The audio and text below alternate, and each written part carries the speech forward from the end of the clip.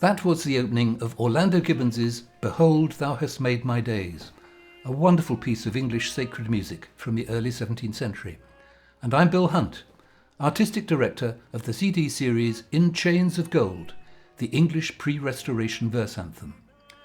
We made that recording in 2016, at the beginning of a project to bring attention to the much neglected repertoire of the English Verse Anthem.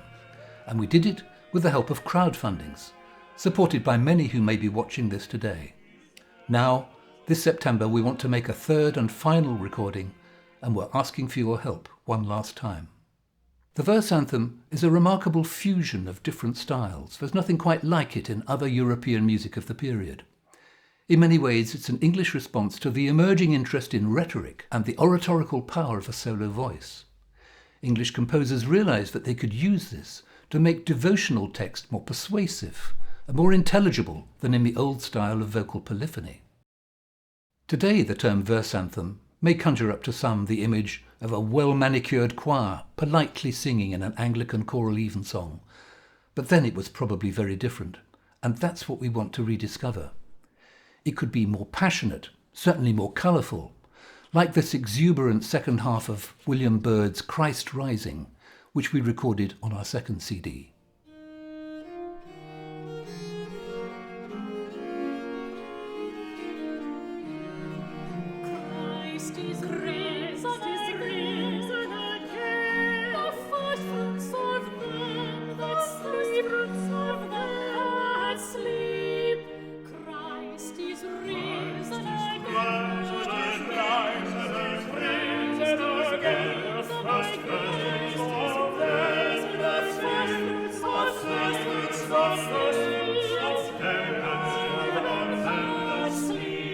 But whilst many of the verse anthems we've been recording are real chamber music, designed perhaps for domestic worship or a private chapel, they could also be on a grand scale, perhaps to mark a special state occasion, with a sonority such as this.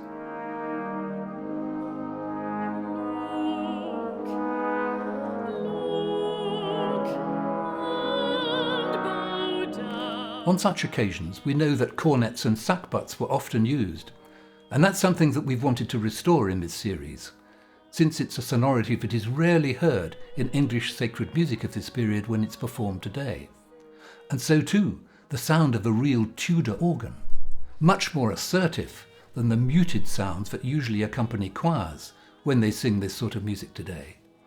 They can both be heard in our series and will be featured on this third and final CD, with two magnificent works by a third great verse anthem composer, Thomas Tomkins. The performance of his anthem, written for the funeral of Prince Henry in 1612, Know You Not, must have been a highly emotional occasion, rather like the death of Princess Diana, and those wind sonorities are particularly suited to Tomkins's sombre music. Another large work by him is O God, the Heathen Are Come, a deeply personal reflection on the trauma of the Civil War and its troubled times, being recorded here in a remarkable recent reconstruction for voices and viols, alongside works by composers long forgotten and here being heard probably for the first time in over 400 years. And this is where you come in, because a project like this involves a huge amount of reconstruction and many participants, 26 of them, in order to convey the sheer richness of this repertoire.